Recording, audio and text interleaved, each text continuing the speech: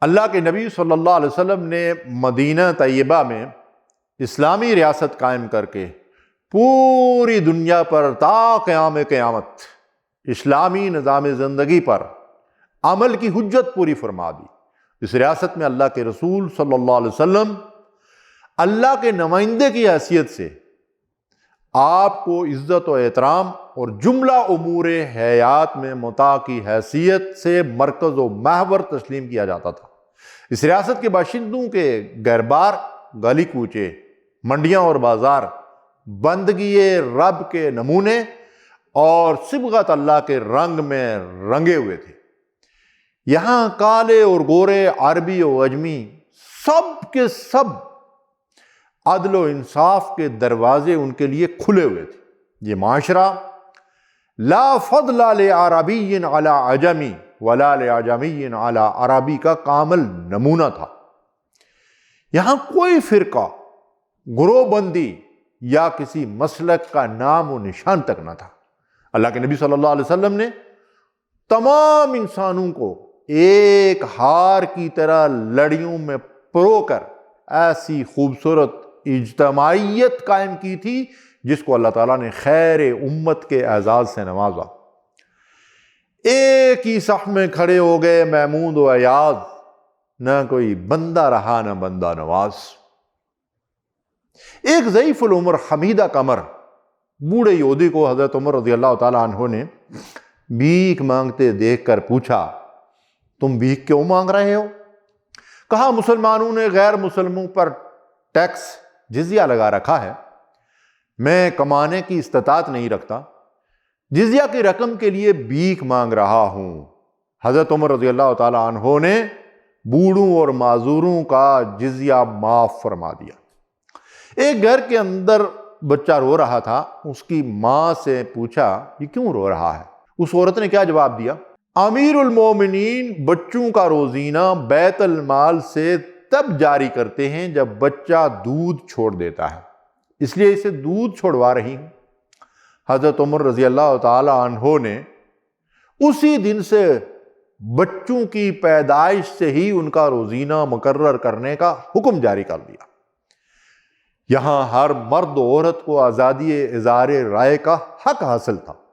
حضرت عمر رضی اللہ تعالیٰ عنہ نے جب مہر کی ایک خاص حد مقرر کرنے کا اعلان کیا تو ایک عورت نے اس پر اعتراض کر دیا۔ امیر المومنین اللہ اور اس کے رسول صلی اللہ علیہ وسلم نے تو کوئی حد مقرر نہیں کی، بلکہ قنطار یعنی ڈھیروں مال کا ذکر کیا ہے۔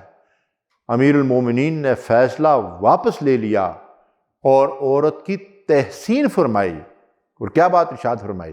ارشاد فرمایا، ایک عورت نے اللہ کی مراد کو پا لیا اور ایک مرد امیر المومنین ہوتے ہوئے بھی غلطی کر گیا۔ سبحان اللہ۔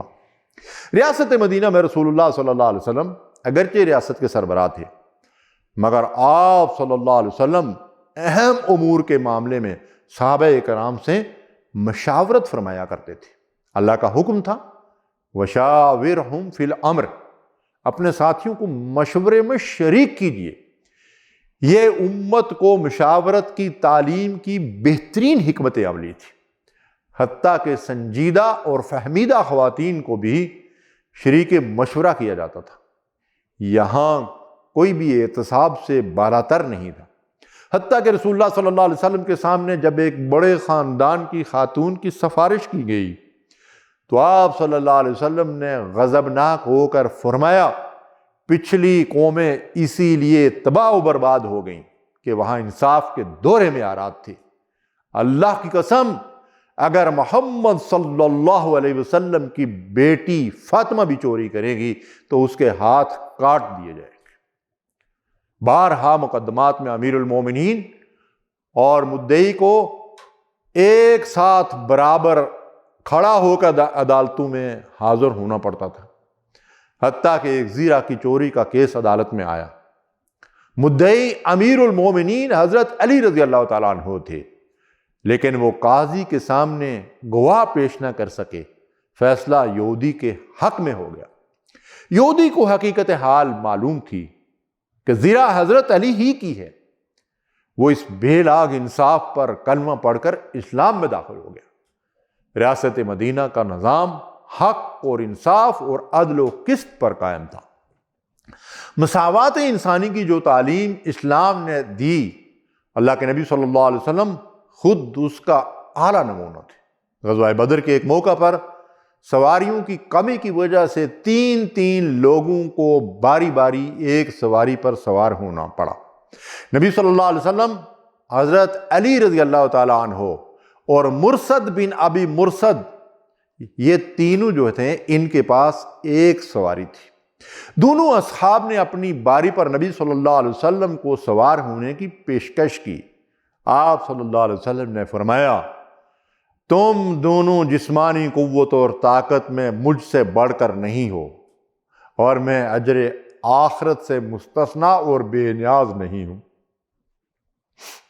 ناظرین، اللہ کے رسول صلی اللہ علیہ وسلم، جنت کی کنجی ان کے پاس، لیکن اجر آخرت کے متلاشی ہیں، اجر آخرت کی تلاش میں۔ اس کے لیے کوشاں ہے۔ میرا اور آپ کا حال کیا ہے؟ اس لیے فرمایا، میں اپنی باری پر پیدل چلوں گا، حالانکہ اس وقت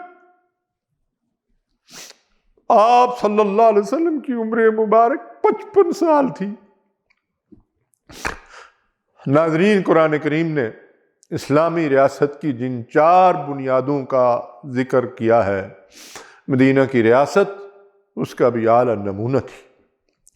ارشاد ربانی ہے، اہل ایمان کو جب کبھی زمین کے کسی حصے میں اقتدار اور اختیار حاصل ہوتا ہے تو وہ نظام صلاح اور زکوٰۃ کو قائم کرتے ہیں، امر بالمعروف اور نہی عن المنکر کے ساتھ ان 4 ستونوں پر اس ریاست کی عمارت کھڑی ہوتی ہے۔ نظام صلاح، نماز باجماعت کے لیے مسجدوں کا قیام اور انتظام اور انصرام، مسجد نبوی کو اس کا بہترین نمونہ قرار دیا گیا۔ نماز باجماعت کے ساتھ یہ مسجد تعلیم و تربیت، درس و تدریس، نکاح و طلاق کے جملہ امور اور مہمات کی تیاری اور اسلامی حکومت کے جملہ امور کے لیے مرکز کی حیثیت رکھتی تھی۔ نظام زکوٰۃ، ایک مرکزی بیت المال قائم کیا گیا جس میں مسلمان اپنے اموال زکوٰۃ اور عشر کے علاوہ بھی صدقات وغیرہ اور غزوات سے حاصل ہونے والے مال غنیمت یہاں جمع کراتے تھے، جہاں سے اہل ریاست کی جملہ ضروریات کو پورا کیا جاتا تھا۔ تیسرا ادارہ عمل بالمعروف اور نہی عن المنکر کا تھا۔ نبی صلی اللہ علیہ وسلم نے صحابہ کرام کی جیسی تربیت فرمائی تھی، اس کا نتیجہ تھا کہ ہر مرد و عورت اپنے دائرہ اختیار میں معروف کی دعوت دیتا تھا اور منکر سے روکنے اور اس کی مذمت کرنے والا تھا۔ یہی وجہ تھی کہ اس معاشرے میں نیکی اور خیر کا غلبہ تھا اور منکرات ناپید تھے۔ شریعت اور قانون کی بالادستی کا نتیجہ تھا کہ لوگ اللہ کے خوف کے ساتھ حکومت وقت کی سخت باز پرس سے بھی ڈرتے تھے، جس کی وجہ سے خیر القرون میں مسلمانوں کا معاشرہ اور ملک امن و سکون کا گہوارہ تھا۔ ریاست مدینہ میں تجارت، کاروبار، قرض ادار، لین دین کے معاملات میں تمام حرام ذرائع پر سخت پابندی تھی۔ سود کی حرمت کے اعلان کے بعد تمام سودی معاملات کو ختم کر دیا گیا تھا۔ مردوں اور عورتوں کے مخلوط اجتماعات اور فحاشی پھیلانے والے تمام راستوں کو بند کر دیا گیا، حتیٰ کہ ازواج مطہرات جو امت کی مائیں تھیں، ان کے ساتھ بھی مسلمان کبھی کسی ضرورت کے لیے ملتے تو پردے کی اوٹ سے بات کرنے کا حکم تھا۔ اسی لیے اخلاقی لحاظ سے بھی یہ ایک مثالی اسلامی سوسائٹی تھی۔ عدل و انصاف پر مبنی معاشی، معاشرتی اور سیاسی نظام اتنا اعلیٰ تھا جس کو انسانی اقدار کا نمونہ کہا جا سکتا ہے۔ ناظرین، سرزمین پاکستان کو بھی دین و شریعت کی بالادستی اور اسلام کے عادلانہ نظام کا دنیا کے سامنے نمونہ پیش کرنے کے وعدے اور دعوے سے حاصل کیا گیا تھا، لیکن نااہل قیادت، بے دین، خائن اور کرپٹ مقتدر طبقات نے مل کر اس ملک کو تباہی کے دہانے پر لا کھڑا کیا ہے۔ آئیے عہد کریں، آئندہ ایسی قیادت کا انتخاب کریں جو اس ملک کی نظریاتی اور جغرافیائی دونوں سرحدوں کی محافظ ثابت ہو۔ اللہ ہم سب کا حامی و ناصر ہو، آمین یا رب العالمین۔